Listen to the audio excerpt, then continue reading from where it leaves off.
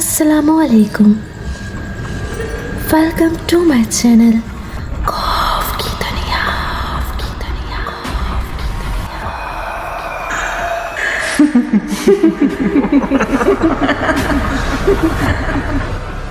तमाम videos updates के लिए मेरे चैनल खौफ की दुनिया को सब्सक्राइब करके बेल नोटिफिकेशन को ऑन कर दीजिए।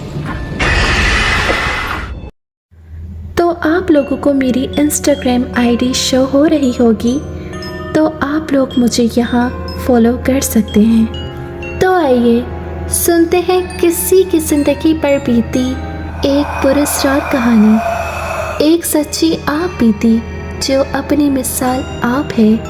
तो आइए सुनते हैं, तो आइए सुनते हैं, तो आइए सुनते हैं, तो आइए सुनते हैं।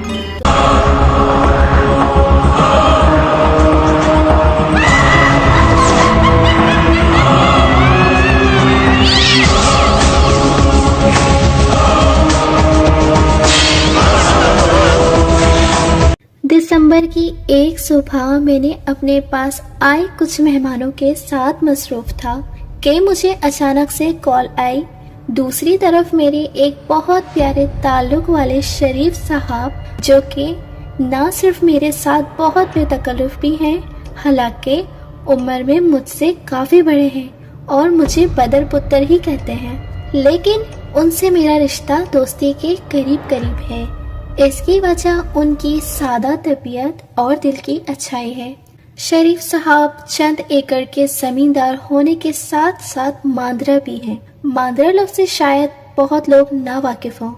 बताता चलूं कि सांप बिच्छू के काटने का दम करवाने वाले को मांदरा कहते हैं। देहात में लोग आज भी सांप बिच्छू के काटने पे मांदरों के पास जाकर दम करवाते हैं। इस जहर का देसी इलाज करवाते हैं और अल्लाह के करम से शिफा पाते हैं। मेरे हेलो करने पर शरीफ साहब बोले, बदर पुत्र घर में ही हो ना? मैंने कहा, जी बिल्कुल घर ही हूँ, सब खैर तो है? तो वो बोले, सब अल्लाह का फजल है, तू बस घर रहना, मैं किसी को लेकर 1 घंटे तक तेरे पास आ रहा हूँ। उनके साथ एक मर्द और एक औरत थे। सलाम दुआ और हाल अहवाल के बाद मैंने सवालिया निगाहों से शरीफ साहब की तरफ देखा। वो बोले कि बदर पुत्र ये दोनों आज सुबह मेरे पास आए हैं। मैंने उनसे पूछा कि सांप ने काटा है या बिच्छू ने? तो कहते हैं कि ना सांप ने काटा है ना ही बिच्छू ने। फिर उन्होंने अपनी परेशानी मुझे बताई तो मैं समझ गया कि ये मामला तुम्हारे मतलब का है, तो उनको लेकर मैं तुम्हारे पास आ गया। ये कहकर शरीफ साहब खामोश हो गए।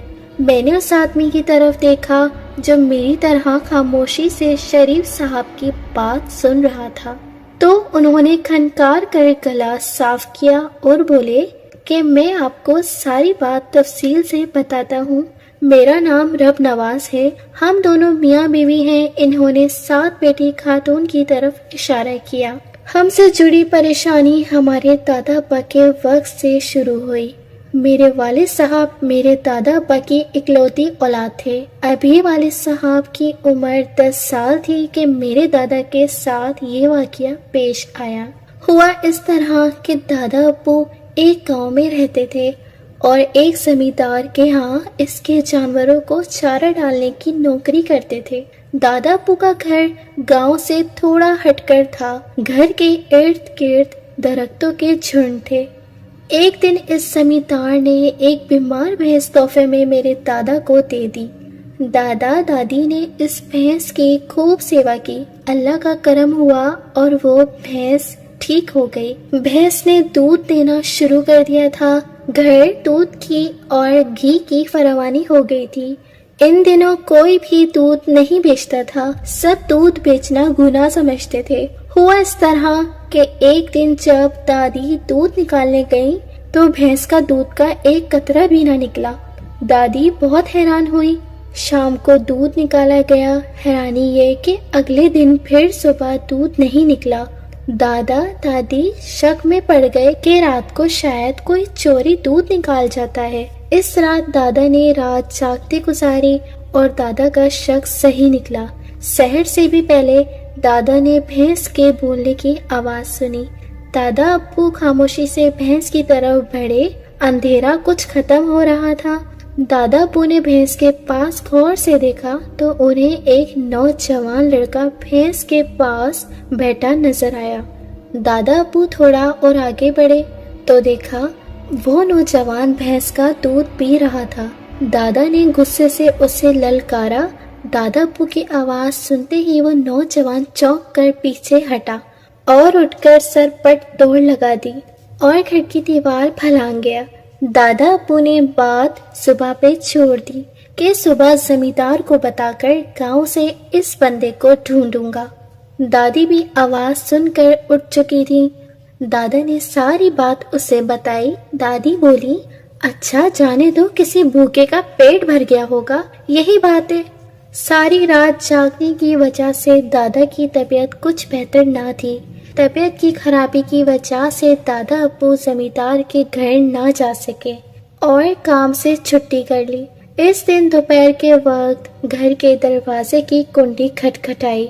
दादा अब्बू ने दरवाजा खोला तो सामने एक बहुत खूबसूरत शक्ल का नौजवान खड़ा था। दादा ने इसे पहचान लिया कि यह सुबह वाला ही नौजवान है, मगर इसकी खूबसूरती और आंखों की चमक ने दादा की जबान बंद कर दी थी। सलाम करने के बाद वो नौजवान बोला कि मैं एक पड़ोसी हूँ, कुछ दिन इधर रहने आया हूँ। मेरा आपके पास आने का मकसद ये है कि मैं 3 दिन से आपकी भैंस का दूध पी रहा हूँ। मैं इसकी उजरत देने आया हूँ। मैं दरख्वास्त करता हूँ कि आप रोज रात को अपनी भैंस घर से बाहर दरख्तों के झुंड के पास बांध दिया करें। अगर आपको ये लगे कि भैंस चोरी हो सकती है तो मैं पूरी भैंस की कीमत से 2 गुना ज्यादा कीमत अदा करूँगा। आप बस भैंस की खुराक का ख्याल रखें। ये कि इसने 3 सोने के सिक्के दादा के हाथ पर रख दिए और बोला, ये दूध और भैंस की कीमत है और ये एक सिक्का इस बात को राज में रखने के लिए। ये बात तुमने अपनी बीवी के अलावा किसी को नहीं बतानी, किसी को भी नहीं।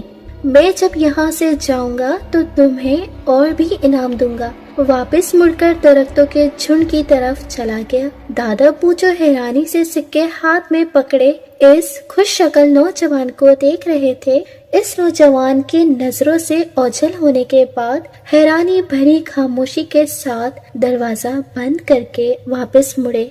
उन्हें यकीन ही नहीं आ रहा था कि सोने के ये 4 चमकते सिक्के अब उनके हैं। उन्होंने सारी बात दादी को सुना दी, जो हैरानी और बेयकीनी से उन सोने के सिक्कों को देखते हुए ये सब सुन रही थी।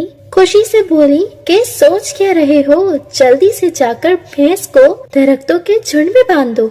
गर्ज ये कि रोज शाम के बाद भैंस दरख्तों के झुंड के पास बांध दी जाती और सुबह वापस घर ले आते। इस बात को 15 दिन गुजर चुके थे कि एक दोपहर 2 जोगी बीन बजाते दादा के घर के सामने आ पहुंचे और दरवाजे के आगे बैठ गए। दादा अब्बू इस वक्त जमींदार के घर गए हुए थे।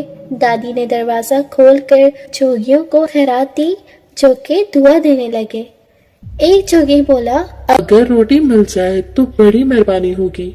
दादी बोली, रोटी तो नहीं पकी, मैं दूध ला देती हूँ। ये कहकर दादी अंदर से 2 कटोरे दूध के ले आई। जोगियों ने दूध का घूंट भरा और चौंक कर एक दूसरे को देखा। दादी जो पास खड़ी थी, उसने एक जोगी जो के उम्र रसीदा था, पुत्र, तेरे अलावा घर में कौन कौन रहता है? मैं चाहता हूँ तू उसका नाम बताए तो मैं उसके लिए भी दुआ कर दूँ। दादी बोली, मैं, मेरा मासूम बेटा और शोहर के अलावा कोई नहीं। जोगी बोला कि पुत्र, तू मुझसे छुपा रही है, कोई और भी है तेरे घर वालों के अलावा? तेरी भैंस का दूध पीता है। मेरा इल्म मुझे यही बताता है कि वो तेरा और तेरे घर वालों का दुश्मन है। तू मुझे बता दे। दादी जो सीधी सादी थी परेशान होकर बोली, और तो कोई नहीं, एक अजनबी नौजवान कुछ दिन से दूध पी जाता है मगर हमारे घर नहीं आता।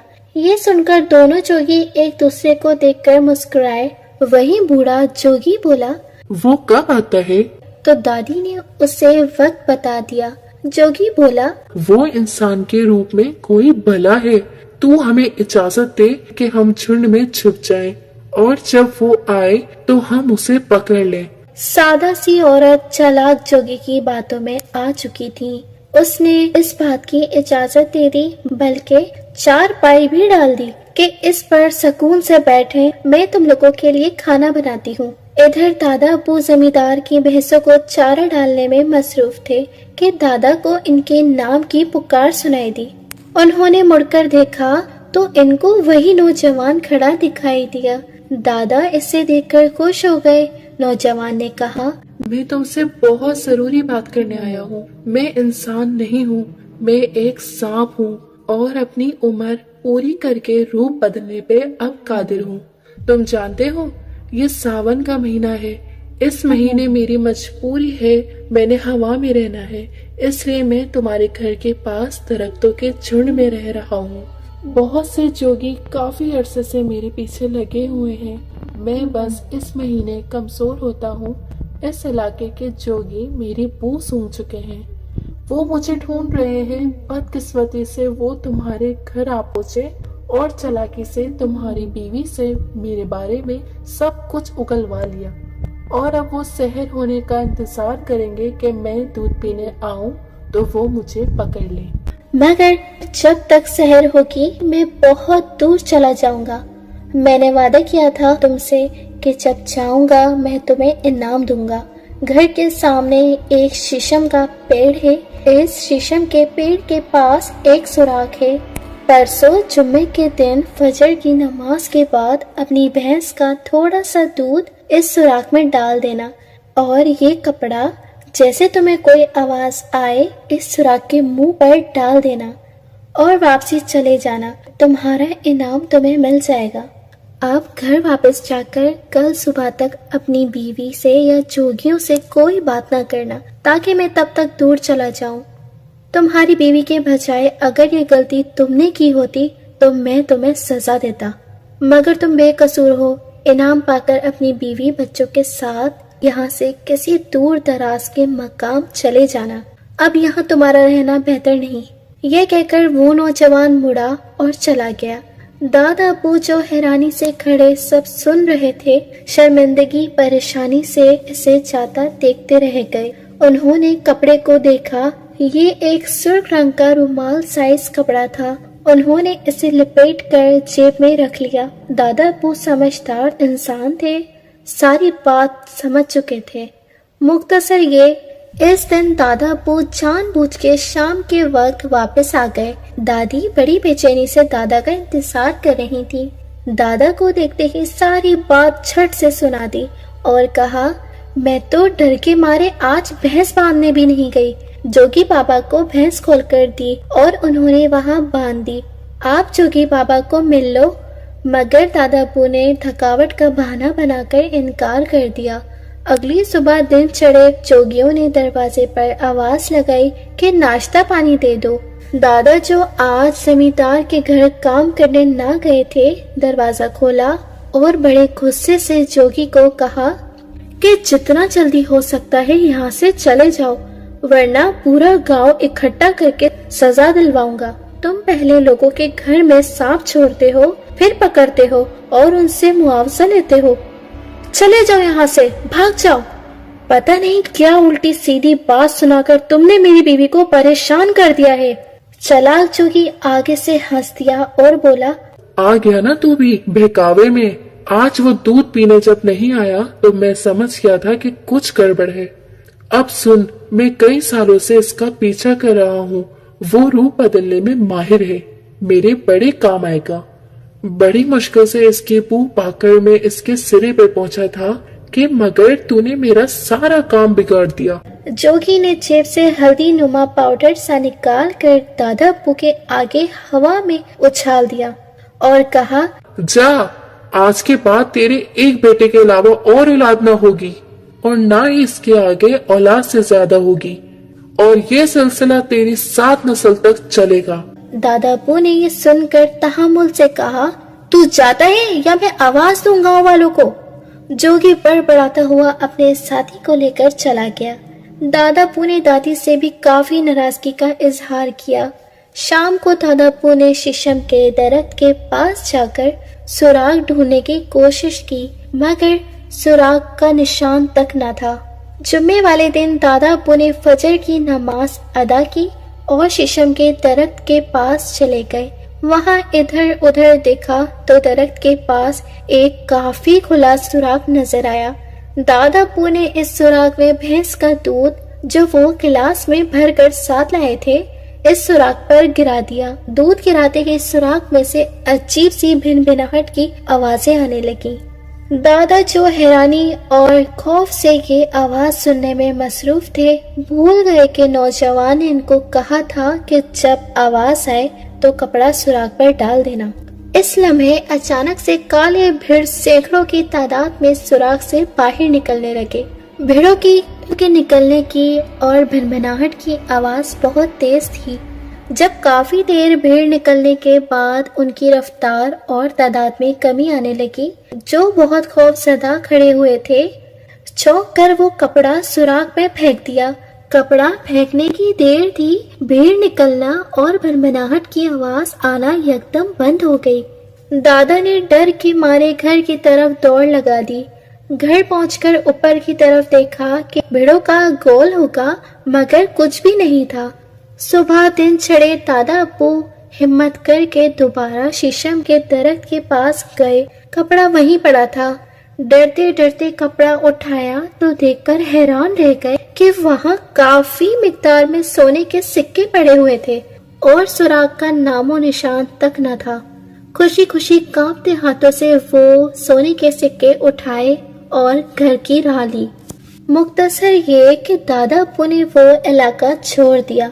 गुर्बत खुशहाली में बदल चुकी थी। जोगी का कहा सच साबित हुआ। दादा की कोई और औलाद ना हुई। मेरे वालिद के जवान होने पर दादा ने ये वाकया उन्हें सुनाया। उनकी शादी की तो फिर मैं पैदा हुआ। मैं जब समझदार और शादी के लायक हुआ तो मेरे अब्बू ने ये वाकया मुझे सुनाया। दादा अब्बू भी कभी मूड में होते तो सुना दिया करते थे। ये वाकया मेरी शादी के बाद दादा अब्बू और वालिद साहब की वफात हो गई। मेरी शादी के बाद 7 साल तक हम औलाद से महरूम रहे। बहुत कोशिश की, इलाज करवाया, अल्लाह पाक ने बेटे से नवाजा। अल्लाह के करम से मेरा बेटा 4 साल का है, मगर इसके बाद कोई और औलाद नहीं हुई। हम जहाँ सुनते हैं वहाँ भागते हैं। सारे आमिल हसरात सारी बात सुनकर यही कहते हैं कि इस जोगी ने दादा पर जो अमल कर दिया था उसकी काट करवानी पड़ेगी, मगर नाकामी का सामना करना पड़ता है। रुपया पैसे की कमी नहीं, बस औलाद की कमी का एहसास होता है। हमें किसी ने कहा कि आप किसी मांदरे के पास जाएं। मेरे एक मुंशी साहब बाबे शरीफ को जानते थे।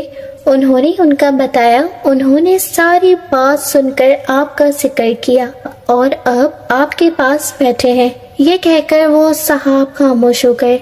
मैं काफी दिलचस्पी से और तवज्जो से उनकी बात सुनने में मसरूफ था। मेरी जिंदगी में रोज नई से नई और दिलचस्प बात और वाकया देखने सुनने को मिलता है, मगर ये वाकया अपनी मिसाल आप था।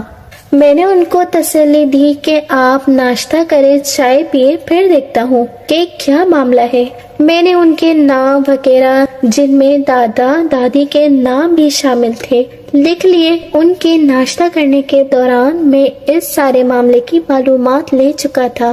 जब मैं मालूमात ले चुका तो वापसी उनके पास जाकर बैठा और अर्ज के मोहतरम, मेरी जिंदगी में ऐसा वाकया और मामला पहली बार आया है। मैं समझ सकता हूँ कि आपके दादाजी ने जो आपके अब्बू को बताया वही आपके अब्बू ने आपको बताया। इसमें कौन सी बात कितनी हद तक सच है मैं नहीं जानता, मगर मैं ये जरूर कहूँगा कि आपकी जात पर कोई सहर के असरात नहीं, और अगर मेरा हिसाब ठीक है तो आपके वालिद साहब की जात पे भी आपके दादा अब्बू की तरह कोई सहर का असर नहीं था। आपने बताया कि जब ये वाकया पेश आया आपके वालिद की उम्र 10 साल थी اور وہ آپ کے دادا کی اکلوتی اولاد تھے۔ اس حساب سے دیکھا جائے تو آپ کی دادا پہلے سے ہی اس کمی میں مبتلا تھے کہ آگے ان کی اولاد میں آپ ہی اکلوتے ہیں۔ اب آپ کا بیٹا بھی آپ کی اکلوتی اولاد ہے۔ پوری دنیا میں ایسے کئی گھر ہیں جن کی ایک ہی اولاد ہوتی ہے۔ آپ پریشان نہ ہو، میں آپ کو کچھ پڑھنے اور کچھ استعمال کرنے کا ایک علاج بتاتا ہوں۔ اللہ پاک نے چاہا تو اللہ پاک آپ کو اور اولاد سے نوازے گا۔ اس دوران آپ کسی اچھے ڈاکٹر سے بھی ملیں۔ مختصر یہ کہ کچھ ہفتے کے روحانی علاج اور میڈیکل کے علاج کے بعد ایک دن رب نواز صاحب کی مجھے کال آئی۔ وہ خوشی سے پھولے نہ سما رہے تھے، کہہ رہے تھے اللہ کا بہت کرم ہو گیا ہے، میری بیگم امید سے ہے۔ 9 ماہ بعد ان کو اللہ پاک نے جڑواں بچوں سے نوازا۔ رب نواز صاحب نے مجھ سے مشورہ کر کے دونوں بچوں کے نام رکھے۔ اگلے دن رب نواز صاحب ڈھیر ساری مٹھائی اور تحائف کے ساتھ تشریف لائے۔ جاتے وقت انہوں نے ایک لفافہ مجھے دیا اور کہا کہ جب میں چلا جاؤں تو یہ لفافہ کھولیے گا، اس میں ایک خاص تحفہ ہے۔ ان کی گاڑی روانہ ہونے کے بعد میں نے وہ لفافہ کھولا، اندر ایک باریک پیپر تھا۔ میں نے وہ پیپر نکال کر کھولا تو میں مسکرا دیا۔ سامنے باریک سا سونے کا سکہ پڑا ہوا تھا۔ جنہوں نے ابھی تک ہمارے چینل کو سبسکرائب نہیں کیا تو وہ کائنڈلی ہمارے چینل کو سبسکرائب کر کے بیل نوٹیفیکیشن کو آن کر دیں۔ ملتے ہیں پھر کسی اور ہارر اسٹوری کے ساتھ۔ So stay tuned. اللہ حافظ۔